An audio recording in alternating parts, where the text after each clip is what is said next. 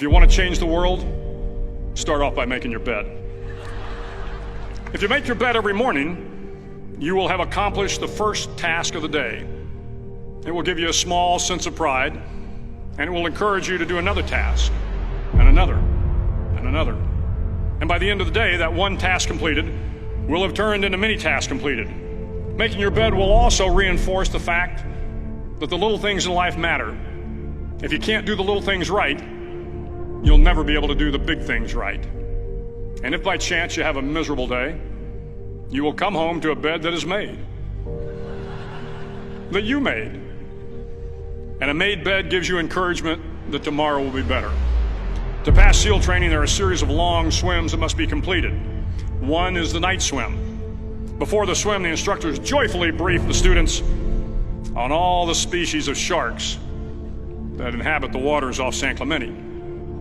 They assure you, however, that no student has ever been eaten by a shark, at least not that they can remember. But you are also taught that if a shark begins to circle your position, stand your ground. Do not swim away. Do not act afraid. And if the shark, hungry for a midnight snack, darts towards you, then summons up all your strength and punch him in the snout, and he will turn and swim away. There are a lot of sharks in the world. If you hope to complete the swim, you will have to deal with them. So if you want to change the world, don't back down from the sharks.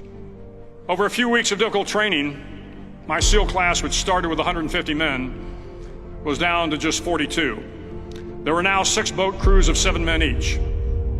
I was in the boat with the tall guys, but the best boat crew we had was made up of the little guys, the Munchkin crew, we called them. No one was over 5'5". The Munchkin boat crew had 1 American Indian, 1 African American, 1 Polish American, 1 Greek American, 1 Italian American, and 2 tough kids from the Midwest. They out-paddled, outran, and outswam all the other boat crews. The big men in the other boat crews would always make good-natured fun of the tiny little flippers the Munchkins put on their tiny little feet prior to every swim. But somehow these little guys from every corner of the nation and the world always had the last laugh, swimming faster than everyone and reaching the shore long before the rest of us. SEAL training was a great equalizer. Nothing mattered but your will to succeed, not your color, not your ethnic background, not your education, not your social status. If you want to change the world, measure a person by the size of their heart, not by the size of their flippers. The 9th week of training is referred to as Hell Week. It is 6 days of no sleep, constant physical and mental harassment, and 1 special day at the Mud Flats. The Mud Flats are an area between San Diego and Tijuana where the water runs off and creates the Tijuana Sloughs, a swampy patch of terrain where the mud will engulf you. It is on Wednesday of Hell Week that you paddle down to the Mud Flats and spend the next 15 hours trying to survive the freezing cold, the howling wind, and the incessant pressure to quit from the instructors.